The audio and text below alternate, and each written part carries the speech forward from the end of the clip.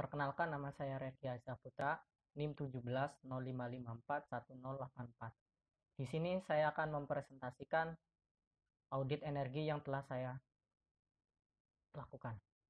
Topik yang pembahasan yang pertama adalah observasi bangunan, yang kedua ukuran luas bangunan, yang ketiga identifikasi peralatan listrik, yang keempat biaya energi, yang kelima intensitas konsumsi energi atau yang biasa disebut dengan IKE, yang keenam itu kesimpulan.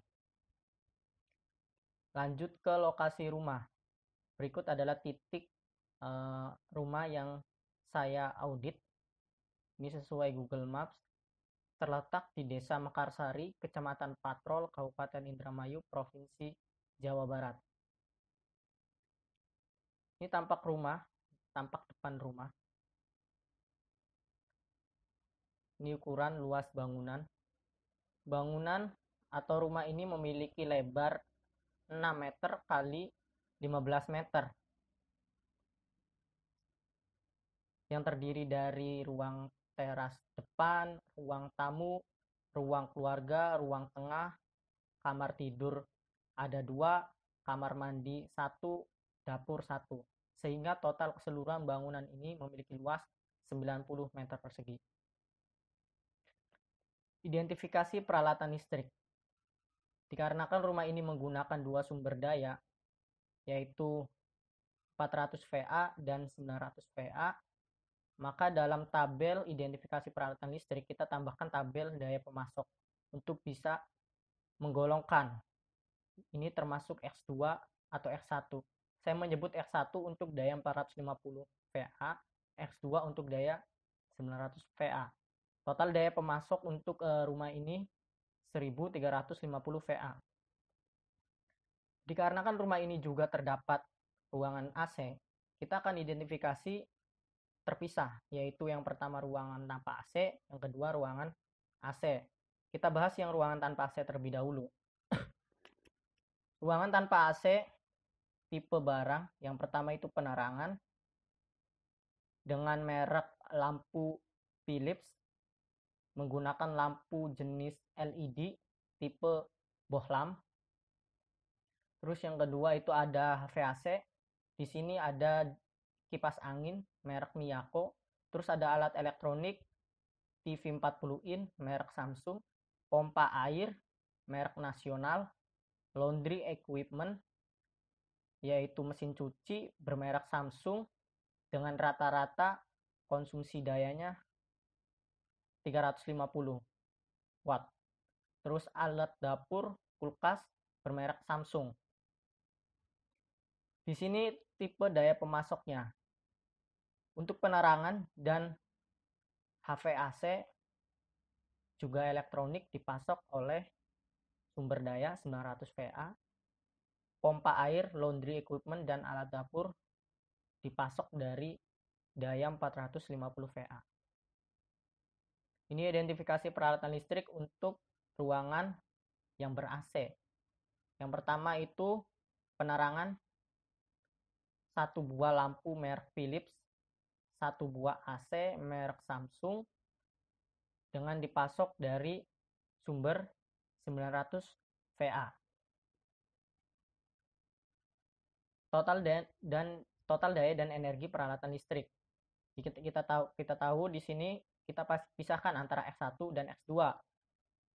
Untuk penerangan total daya 76, HVAC 425, alat elektronik 95. Ini semuanya dipasok dari sumber 900 VA. Untuk pompa air, laundry equipment, dan alat dapur ini disuplai dari sumber daya 450 VA.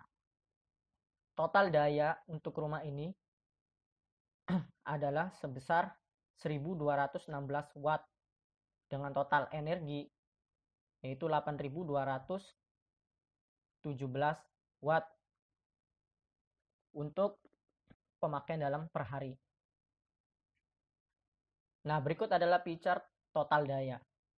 Bisa kita lihat di sini, kontribusi terbesar terdapat pada HVAC sebesar 35%, diikuti oleh laundry equipment sebesar 29%, diikuti juga dengan masing-masing 11% pompa air dan juga alat dapur.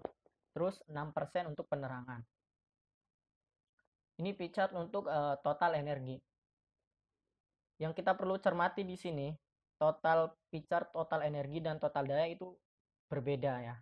Di sini di total daya yang berkontribusi besar adalah HVAC sebanyak 35%. Tapi dari total energi itu yang berkontribusi besar adalah alat dapur. Kenapa bisa demikian? Karena alat dapur yang terdiri dari kulkas ini kita gunakan sering, bisa dikatakan setiap hari, 24 jam nonstop. Sedangkan HVAC ini hanya beberapa jam aja dalam sehari. Kita lanjutkan. Di sini adalah biaya energi.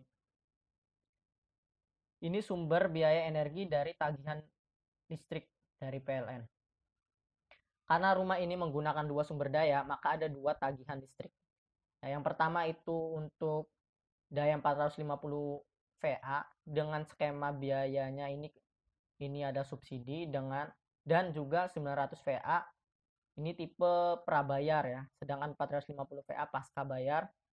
Yang 900 VA ini dengan menggunakan skema non subsidi, biaya non subsidi, harga non subsidi ya. Kita bisa lihat di sini pemakaian untuk daya pada F1 atau daya pada 450 VA. Di sini rata-rata penggunaannya yaitu kurang lebih 115 atau 114 per bulan. Untuk pemakaian pada X2 atau 900 VA, di sini bisa kita rata-ratakan kurang lebih 900, maksud saya kurang lebih 180-an atau 170-an. Nih, kita bisa lihat biaya pada X1 dan juga biaya pada X2. Nah, setelah kita jumlahkan antara pemakaian daya pada X1 dan X2, kita peroleh totalnya. Dengan total itu, dengan rata-rata total untuk pemakaian daya pada rumah ini, yaitu 242,83, sedangkan pada biayanya itu dalam setahun Rp2.772.226. Dengan rata-rata biaya tagihan listrik dalam per bulan adalah Rp231.818 ya. Rp231.818. Setelah itu kita bisa lihat grafik pemakaian energi. Dari Januari, Februari, Maret, April, Juli, Agustus, September, Oktober, November, Desember ini cenderung stabil ya. Namun pemakaiannya melonjak tajam di bulan Mei dan Juni dikarenakan pemakaian pada bulan ini tepat pada bulan suci Ramadan juga hari raya, sehingga pemakaian penerangan, alat elektronik itu intensitasnya lebih lama. Jadi pemakaiannya lebih lama, lebih sering dari bulan-bulan sebelumnya. Begitupun juga dengan bulan Juni juga. Sedangkan yang penurunan terendah itu di bulan Juli dikarenakan ada mesin cuci yang rusak. Jadi selama 1 minggu perlu perbaikan. Jadi selama 1 minggu itu pun mencuci dengan manual menggunakan tangan. Kita lanjut. Ini penjelasan energi tadi yang sudah saya sampaikan. Jadi selain bulan Mei, Juni ini, pada bulan lainnya cenderung stabil di kisaran 220 ataupun 200 sampai dengan 243 kWh per bulan ya. Dan juga di bulan Juni ini puncak kemarau di wilayah Indramayu sehingga penggunaan AC, kipas penggunaannya lebih lama dari sebelumnya. Kita lanjut. Nah, ini adalah nilai intensitas konsumsi energi. Jadi, IK ini adalah rumus yang digunakan untuk mencari apakah bangunan, apakah gedung ini termasuk hemat atau boros dalam pemakaian energi. Rumusnya adalah energi per bulan dibagi luas bangunan. Kita bisa lihat tabelnya di samping ini. Sumbernya dari Departemen Pendidikan Nasional tahun 2006. Karena di rumah ini menggunakan ada 2 jenis ruangan yaitu ber-AC dan tidak AC. Makanya kita menggunakan IK-nya pun 2, yaitu yang ber-AC dan tidak ber-AC. Selanjutnya yaitu hasil perhitungan IK per bulan untuk ruangan ber-AC. Ini adalah contoh perhitungan untuk perkiraan. Jadi perkiraan itu adalah pemakaian daya dalam sehari dianggap konstan, stabil, dikali jumlah hari pada bulan tersebut. Nah, gitu kita asumsikan. Terus luas bangunannya karena hanya satu kamar, berarti kurang lebih kamarnya itu ukuran 3 kali 4, luas bangun 12 meter persegi. Kita bagikan antara pemakaian daya dibagi luas bangunan sehingga mendapatkan IK sekian. Rata-rata per bulan pemakaian dayanya 65,99 dengan IK rata-rata per bulannya 5,50. Kita bandingkan selanjutnya dengan standar IK, ya. Jadi yang kita dapat IK tadi kita bandingkan dengan standar IK dan dapat diperoleh bahwa rata-rata per bulan untuk ruangan ber-AC, data perkiraan ini adalah tergolong sangat efisien. Berikut grafik IK perkiraan per bulan ruangan ber-AC. Jadi stabil di angka 5,5, 5,4 ya. Berikutnya hasil perhitungan IK per bulan untuk ruangan yang non AC. Itu di bulan Januari sampai bulan Desember 2019. Untuk luas ruangan non AC ini seluas 78 meter persegi. Kita dapat hasilkan IK sebesar sekian. Ya. Dengan rata-rata pemakaian per bulannya itu 186 kWh ya. Dengan IK rata-rata per bulannya adalah 2,39. Nah, hasil tadi kita bandingkan juga dengan standar IK-nya. Ternyata di sini dapat disimpulkan rata-rata per bulan untuk standar IK perkiraan ruangan yang non AC ini tergolong cukup boros. Nah, ini termasuk grafik IK perkiraan per bulan untuk ruangan yang non AC. Ini di kisaran 2,2 sampai 2,4. Nah, setelah kita mengetahui perbandingan IK perkiraan, kita juga akan membandingkan antara energi AC dengan total energi. Jadi total energi AC dibandingkan dengan total energi pada rumah tersebut, energi AC ini berkontribusi besar dalam pemakaian energi yaitu sebesar 25,5%. Nah, berikut adalah hasil perhitungan IK berdasarkan data PLN per bulan. Jadi di sini adalah data PLN. Jadi data PLN ini pemakaian daya antara X1 dan X2. Jadi digabung antara ruangan yang ber-AC maupun yang tidak ber-AC. Luas bangunannya pun kita jumlahkan sehingga luasnya 90 meter persegi. Didapatkan IK per bulannya rata-rata itu 2,70 dengan rata-rata pemakaian dayanya 242,83. Selanjutnya yaitu hasil IK tadi kita bandingkan dengan standar IK-nya. Untuk IK non AC ternyata ada variasi di sini. Ternyata berbeda dengan apa yang kita perkirakan di awal. Yaitu di bulan Januari Februari termasuk cukup efisien, Maret April boros, Mei Juni sangat boros, Juli cukup efisien, terus Agustus sampai Desember termasuk boros. Dengan kesimpulan rata-rata per bulannya untuk ruangan IK non AC ini boros ya. Terus perbandingan IK untuk yang ber-AC ini sama sesuai yang kita perkirakan yaitu sangat efisien. Selanjutnya adalah perbandingan penggunaan energi terhadap nilai IK baik dari data PLN maupun data perkiraan ya. Di sini kita bisa lihat total data daya dari PLN juga. Ini kita bisa lihat. Oke, next. Kesimpulan. Berdasarkan hasil audit energi pada rumah, bisa disimpulkan bahwa untuk ruangan ber-AC jika kita bandingkan dengan standar IK termasuk sangat efisien.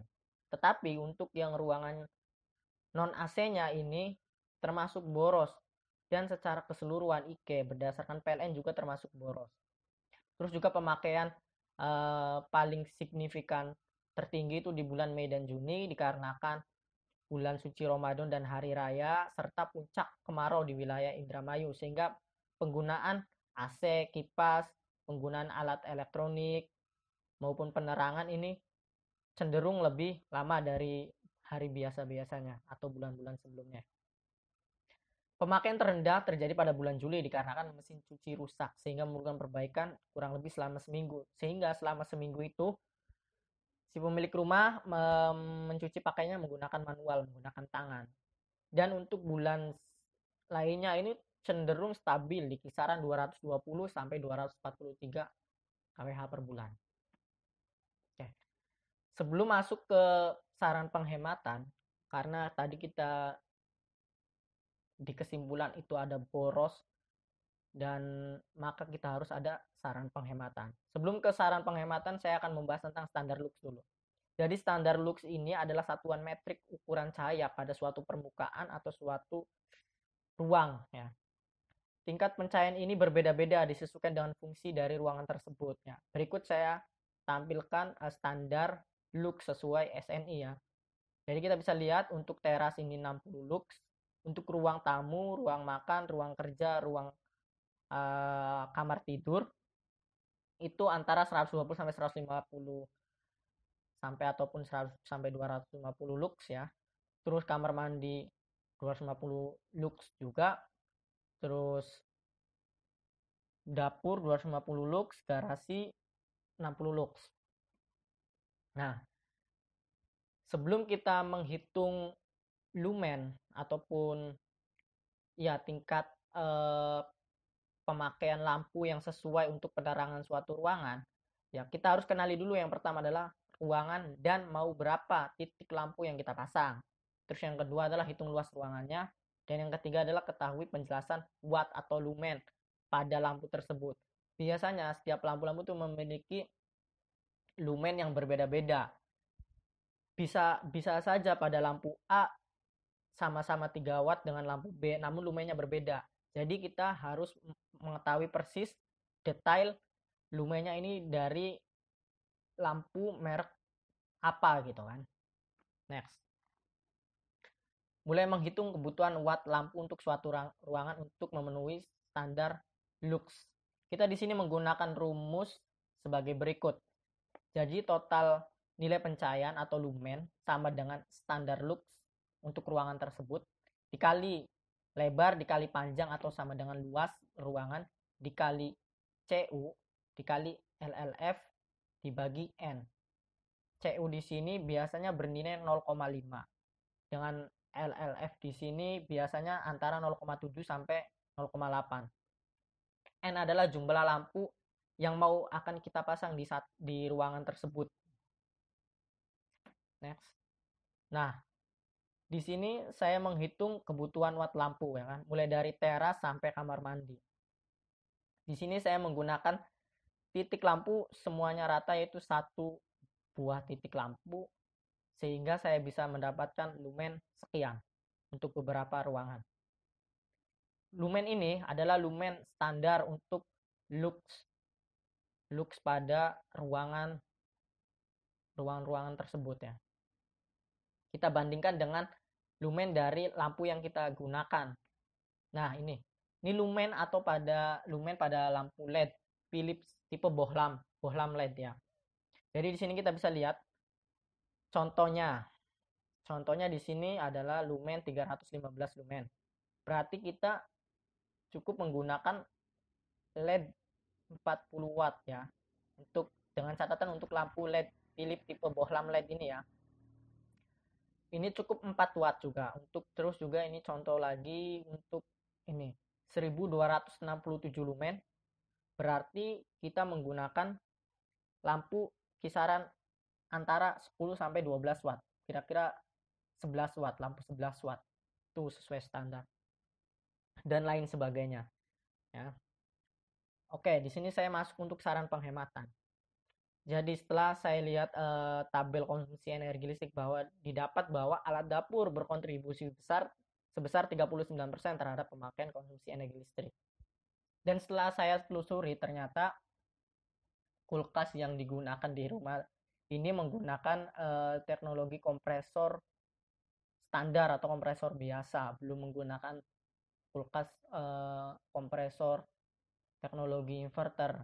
Nah, disarankan untuk mengganti ke kompresor inverter.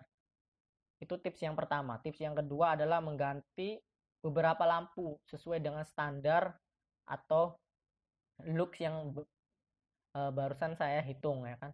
Di sini ada beberapa lux yang melebihi lux standarnya atau terlalu terang, dan ada juga lux di bawah lux standarnya atau redup.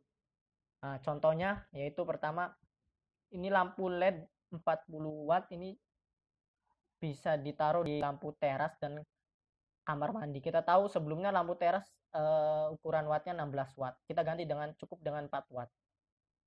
Kamar mandi juga 4 watt cukup. Terus lampu LED 5 watt untuk kamar tidur, ruang tengah, ruang keluarga. Sebelumnya kan 8 watt. Kita cukup menggunakan 5 watt saja. Untuk dapur yang sebelumnya 10 watt, ternyata setelah dihitung itu terlalu redup, sehingga bisa kita ganti dengan lampu LED yang 11 watt untuk memenuhi standar lux pada ruangan tersebut. Sekian penjelasan dari saya, kurang lebihnya saya mohon maaf. Terima kasih.